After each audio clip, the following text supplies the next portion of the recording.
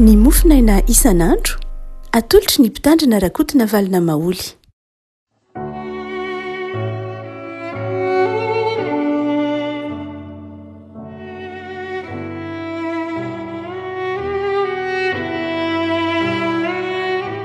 Ampifaliana no iarabanantsika ry avako tratra ity alarobia fa 10 ny volana Jolay ity. Ny mofinaina izay voalahatra antsika dia ny boky faharoa ny Samuela. Samuela faharoa toko faharoa ambin'ny folo. Samuela faharoa toko faharoa ambin'ny folo andininy voalohany ka hatramin'ny fahadimy ambin'ny folo. Vakintsika amin'ny anaran'i Jesosy. Ary Jehovah naniraka ny Natana hakao amin'ny Davida ary dia tonga tao aminy izy ka nanao taminy hoe: nisy olona roa lahy tao amin'ny tanàna anankiray, ny iray manan-karena ary ny iray malahelo. Ilay manan-karena nanana ondry amanosy sy omby betsaka, fa ilay malahelo kosa tsy nanana na inona fa tsy zanak'ondry vavy kely iray monja izay novidiany ary nokolokoloiny tsara io ka nitombo teo aminy sy ny zanany. Fa tamin'ny hanikelindra lehilahy no ninanany ary tamin'ny kapokany no nisotroany, sady nototroiny teo an-tratrany izy ka nataony toy ny zanany vavy. Ary nisy vahiny tonga tao amin'ilay manan-karena, nefa ny ondriny amanosy nisy ny ombiny notsitsiny ka tsy nangalany atao nahandro ho an'ilay vahiny tonga tao aminy, fa ny zanak'ondry vavy n'ilay malahelo kosa no nalainy ka dia natao nahandro ho an'ilay olona tonga tao aminy. Dia nirehitra mafy ny fahatezeran'i Davida tamin'izany olona izany ka hoy izy tamin'ny Natana: raha velona koa Jehovah, tsy maintsy atao maty izay olona manao izany. Ary ilay zanak'ondry vavy tsy maintsy oneriny efatreny noho ny nanaovany izany zavatra izany izy noho ny tsy namindrany fo. Dia hoy Natana tamin'i Davida: ianao noho izy. Izao nolazain'i Jehovah Andriamanitry ny Israely: izaho nanositra anao ho mpanjakan'Israely ka namonjy anao ho afaka tamin'ny taonan'i Saoly, ary nomeko anao ny tranon'ny tomponao sy ny vadin'ny tomponao andefo-mandrinao. Ary nomeko anao koa ny firenen'i Israely sy Joda, ary raha mbola tsy ampy anao izany dia ho nomeko bebe kokoa ianao. Koa nahoana ianao no nanamavy ny tenin'i Jehovah ka nanao izay ratsy toe-masony? Ory Hitita nasianao ny sabatra, ary ny vadiny nalainao ho vadinao. Eny, efa novonona tamin'ny sabatry ny taranak'i Amona izy. Ka noho izany dia tsy hiala amin'ny taranakao mandrakizay kosa ny sabatra satria nanamavy ahy ianao, ka naka ny vadiny Ory Hitita ho vadinao. Izao no lazain'i Jehovah: indro izaho efa ahatonga loza aminao, avy ao amin'ny ankohonanao ihany, ary esoriko eo masonao ny vadinao ka omeko ny namanao, ary izy hiandry amin'ny vadinao amin'izao atoandro be nahazo izao, fa ianao nanao izany tao amin'ny mangingina, ary izaho kosa haneho izany zavatra izany eo anatrehan'ny Israely rehetra sy amin'izao atoandro be nahazo izao. Dia hoy Davida tamin'ny Natana: efa nanota tamin'i Jehovah. Ary eo kosa Natana tamin'i Davida: Jehovah efa nanaisotra ny helokao ka tsy ho faty ianao. Nefa noho ny nampitenenanao anao ratsy ny fahavalon'i Jehovah amin'izany zavatra izany dia ho faty tokoa ny zaza izay aterakao. Ary Natana nody tany an-tranony. Ray masonao, manamasinana ahy amin'ny fahamarinana, ny teninao ny fahamarinana. Amen. Ny andininy fahafito dia hoy Natana tamin'i Davida: ianao noho izy. Dia hoy Natana tamin'i Davida: ianao noho izy. Mavesatra dia mavesatra ilay io tenin'ny Natana io, satria toy ny teny vitsy dia vitsy. Ianao noho izy amin'ny teny hebreo izy teny hoe ata haisha, izany hoe ianao izany lehilahy izany. Eto moa nataony dikateny malagasy hoe ianao noho izy, fa ny dikateny hoe ata haisha, aisha nazona teny hoe isha lehilahy. Ata aisha izany hoe ianao mihitsy izany olona izany, ianao io lehilahy io, ianao io olona io, ianao io ratsy fanahy io, ianao ilay lehilahy izay nitany saina tao anatin'ilay fanoharana na ilay parabolina. Nirahin'Andriamanitra i Natana ao amin'ny Davida. Tsy mora ho amin'ny Natana ny andresy lahatra ny Davida amin'izay tsy nety nataon'i Davida. Satria fatantsika any amin'ny toko faha 110 fa Davida dia araka io teny izay tenenina tany io dia naka ny Batseba vadiny Oria ary namono ny Oria kosa tany amin'ny sabatry ny Amona. Navelany ho faty tsabatra ny amandiny hatrany andiny fa 12 dia Davida mihitsy no napirisika ny komandiny tafika ary Joaba sy ny namany hoe ataovy any amin'ny vavahady mihitsy Oria mba ho faty ary dia maty tany Oria analai'ny Davida i Batseba vadiny. Dia ndran'Andriamanitra Jehova, ndran'Andriamanitra ndran'i Jehova natany hoe mandehana makany amin'ny Davida satria ratsy io mason'Andriamanitra ny mpanjaka ny manana zany toetra izany. Mpanjaka zay nomen'Andriamanitra fahefana handamina, hitondra, hijery ny olona, hiaro ny olona sy ny fanarany, hiaro ny fandriampahalemana, hiaro ny rariny sy nihitsy no amin'ny fiarahamonina, kanefa Davida no nandika izany ary dia nirahin'Andriamanitra natana hananatra azy. Nananatra azy mba tsy hiverenana zany zavatra zany eo amin'ny tantara, mba tsy hisy mpanjaka, mba tsy hisy manam-pahefana hanapatra fahefana ka anao zany amin'ny olona hoentiny hamono na haka izay tiany alaina amin'izay eo anivon'ny fiarahamonina dia naniraka ny natana Andriamanitra.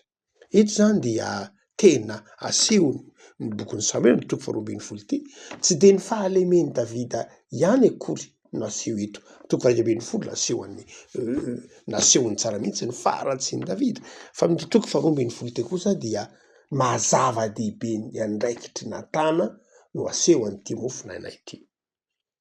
Tsy ny halehiben'ny fahotan'i Davida iny efa naseho any amin'ny toko 110 fa ny tena asehony bokin'ny Samuel eto dia mazava-dehibe ny andraikitry natana. Asehony bokin'ny Samuela fa ilaina natana, ilain'ny olona rehetra natana, ilain'ny firenena natana, ilain'ny mpino natana satria zay olona mety na de zay olona mety ho tsara tahaka any Davida tany am-piandohana ary na de zay olona zay mety ho mahitsy tahaka any Davida aza de mety menjera, na zay olona voahosotra sy niaraka tamin'Andriamanitra, tian'Andriamanitra. Fantatsika tsara fa Davida de olona sady tian'Andriamanitra, tian'Andriamanitra de mila ny natana. Tena asehony saotra masina zany fa mahazava-dehibe ny toerany natana hoe na iza de ilain'ny mpino ny natana. Itsika zay tian'Andriamanitra, itsika izay mety ataontsika hoe manana fifandraisana manokana amin'Andriamanitra, mety ho tahaka any Davida aza hoe nofidin'Andriamanitra manokana, nomen'Andriamanitra fitahiana, de zao mila natana isika satria tsy tanteraka, mila olona tahaka ny natana isika. Very raha tsisy natana, very Davida tavela tao anatin'ny fahotana, tavela tao anatin'ny fahatezeran'Andriamanitra, tavela tao anatin'ny fahalovana mihitsy ara raha tsy teo natana. No zany dia tiany tompo ho takatritsika mihitsy amin'ity mofinaina ity fa misy natana be dehibe. Apetrak'Andriamanitra anatin'ny fiarahamonina mba hanitsy antsika ka mahatonga antsika hiala amin'ny fanamarina tena, mba hahatonga antsika hiala amin'ny fiheverantena ho tsara na tsy mila na iza fa mila natana daholo isika rehetra. Raha tsy isika mihitsy koa aza no natana amin'ny fotoana sasany, sady mila natana isika noho isika koa no mety ho natana. Eto ary de hoy natana tamin'i Davida, ata Aisy, ianao io lehilahy io. Hoy natana manao hoe nisy tao amin'ny tana anankiray nisy lehilahy olona anankiroa de ny anankiray tena manan-karena ary ny anankiray kosa malahelo. Le malahelo tsy nanana afa-tsy zanak'ondry izay nikolokoloiny mafy mihitsy fa ilay zanak'ondry vavikely fa ilay le mpanan-karena kosa nanana omby amanoso maro kanefa rehefa tonga ny vahiny de izao lay zanak'ondry nylay malahelo no nalainy le mpanan-karena ho vonoina na afahany vahiny fa ny azy tsy nentina ambinany ary dia hoy Davida tezitra manao hoe raha velona koa Jehova tsy maintsy atao maty zany olona izany de hoy Natana tamin'i Davida ianao io lehilahy io. Le fanoharana nentin'ny Natana nandresy lahatra ny Davida fa raha toa ka mamakafaka lay fanoharana isika raha mamakafaka lay fanoharana nyraisin'ny Natana isika Natana zany mampita ny fahotan'ny Davida amin'ny manondro an'i Davida ho tahak'ilay lehilahy zay manan-karena kanefa tsy afa-po am'izay efa nomena azy. Mampitaha an'ilay lehilahy am'ilay olona manan-karena nefa mbola nitsiritra ny an'ilay malahelo ihany. Mampitaha an'ilay lehilahy mpanan-karena ka nampiasa ny fahefany am'izay tsy tokony ampiasana azy. Ary iza moa ny vahiny eo? Iza ny vahiny eo? Iza le zanak'ondry? De iza le malahelo? Lay malahelo zany dia tsy iza tsy akory fa Iory. Ary lay sary dia lay zanak'ondry dia azo oharina hoe Batseba ve le zanak'ondry?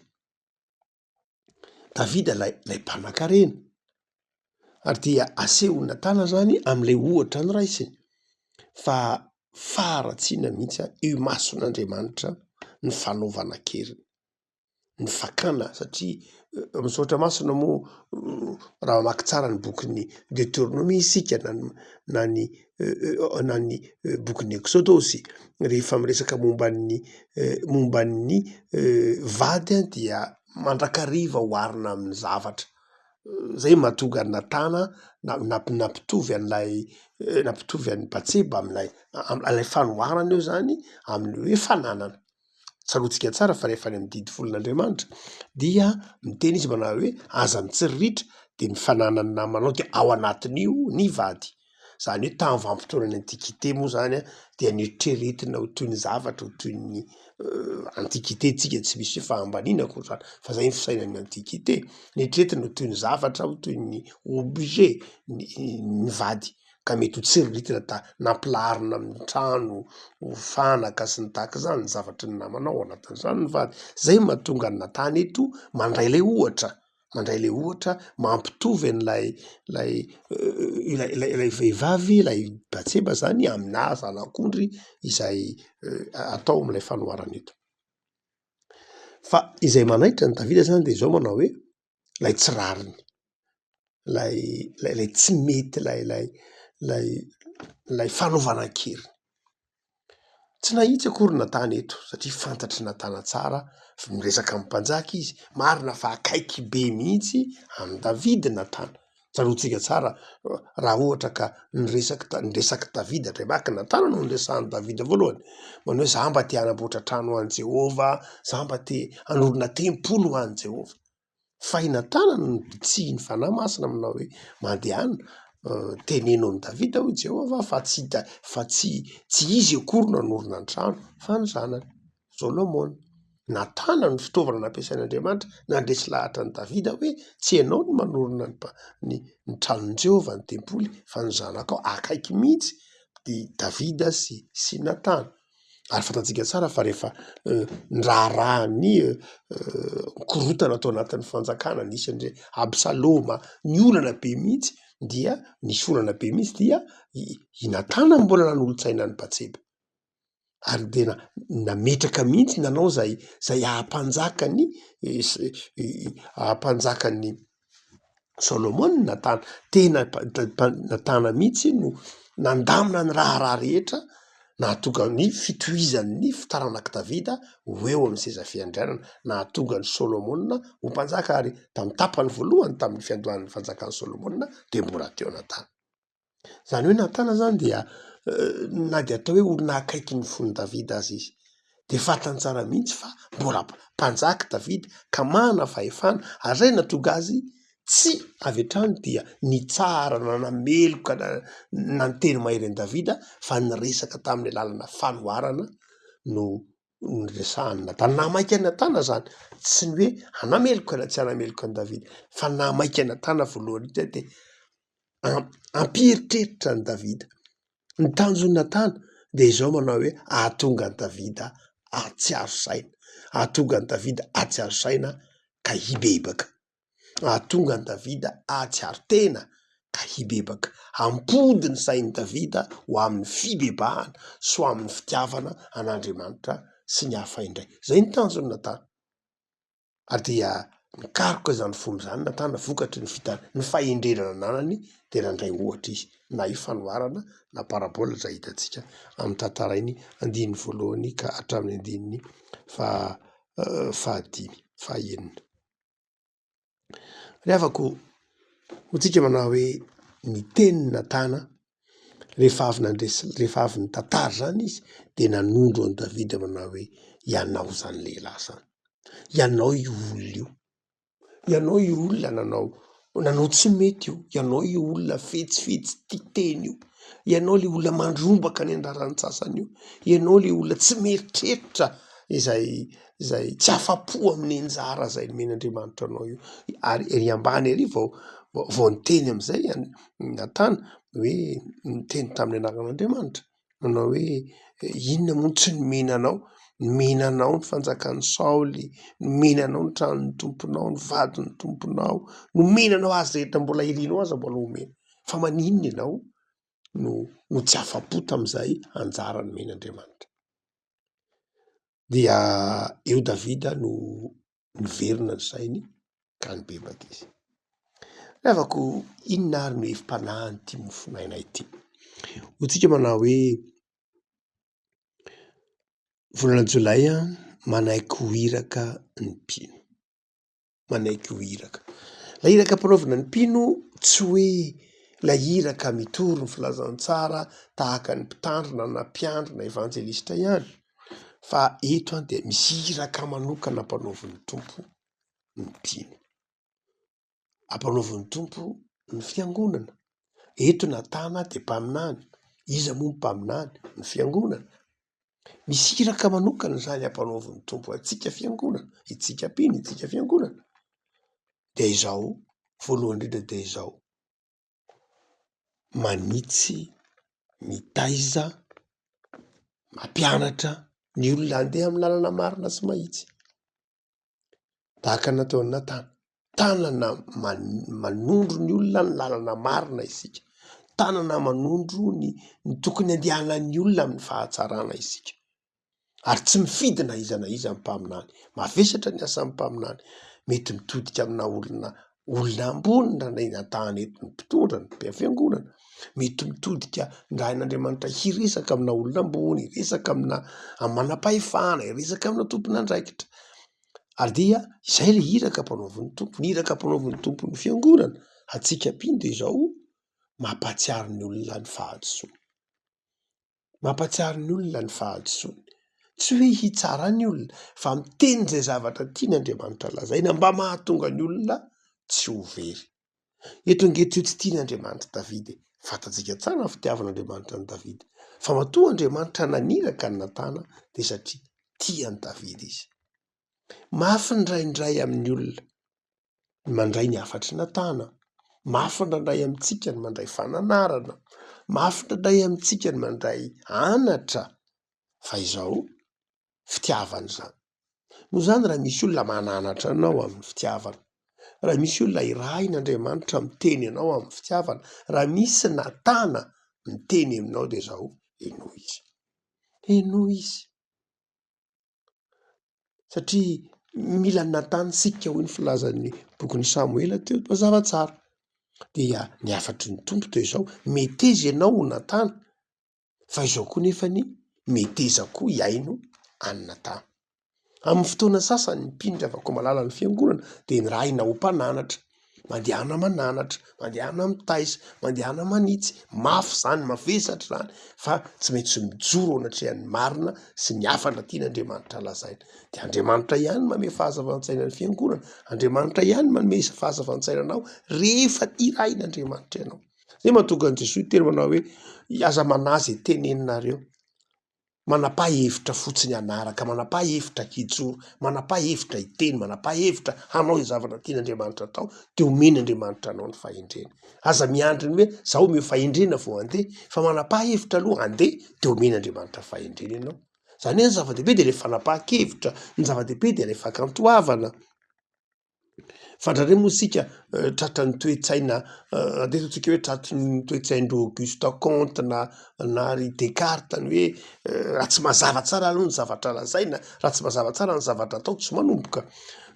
Tsy voatery ray nefa amin'ny asan'Andriamanitra, fa ny fanapahan-kevitrao no mahatonga ny lalanao mazava.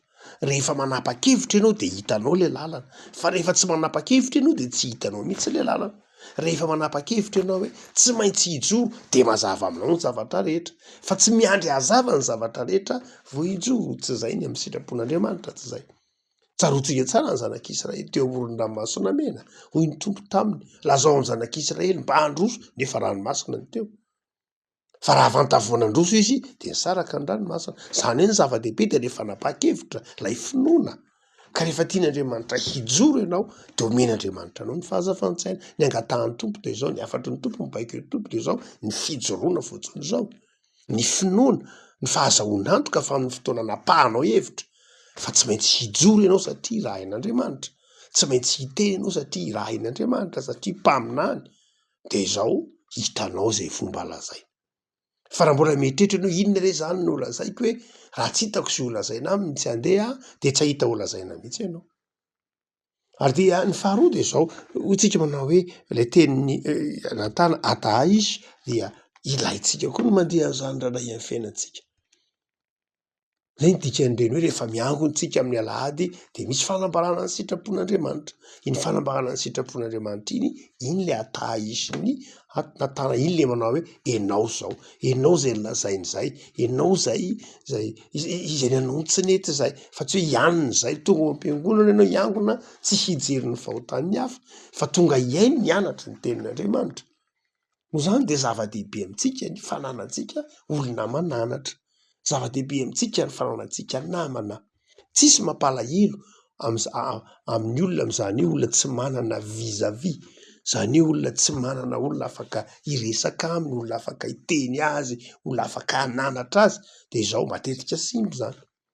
Mahatody Davida na omby, na atody tamin'ny nahatratra ny tanjony, na vita zavatra maro de zao teo nanana Natana izy, nanana olona nananatra azy izy, niaino izy, nanana olona niteny azy izy, ary niaino azy Davida.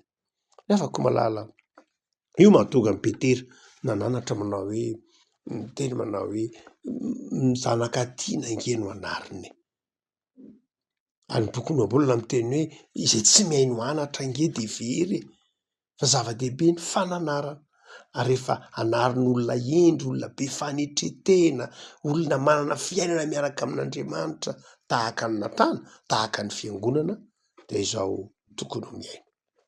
Miavaka amin'ity alarobia izay omeny ny tompo atsika ity ary dia zava-dehibe ny taoman'ny atsika ny afatry ny tompo, maniraka atsika ny tompo mba hifananatra, maniraka atsika ny tompo mba hifananatra, hifampitaiza, hifanitsy, ary maniraka atsika ny tompo mba hijoro vavolombelona, maniraka atsika ny tompo mba hibebaka koa aza manoloana izay mety ho tsy fahatanterahiny.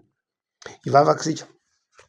Tompo ampiseranao zay no ny amin'ny soratra masina izay mampianatra anay manitsy ny dianay, mampatsiaro anay fa eo amin'ny fiainana isan'andro de mila mihaino anatra izahay. Irahinao hananatra, hiteny, hifanitsy, hifampitaiza nefa koa iriny teninao mba hanana fanetretena ka ahiaino. Zay tompo ity tontolo andronay ity, itsofonay vavolombelona mba andehananay amin'ny fifaliana, Ary ho tontolo andro izay ahatsapahanay ny tsy fahatanteranay, ho tontolo andro iambenanay fa mety menjery izay raha tsy miorina tsara. Dia ampianaro ray Tompo mba hahajoro tsara tantany sy fifimbiana. Dia mivavaka izahay amin'ity tontolo andro ity, me fifaliana, fanantenana, me fahasalamana sy heri-tanjaka. Dia ataovy mpandresy mandrakariva amin'izay rehetra lalana hitondranao anay. Misaotra Jesoa. Amen.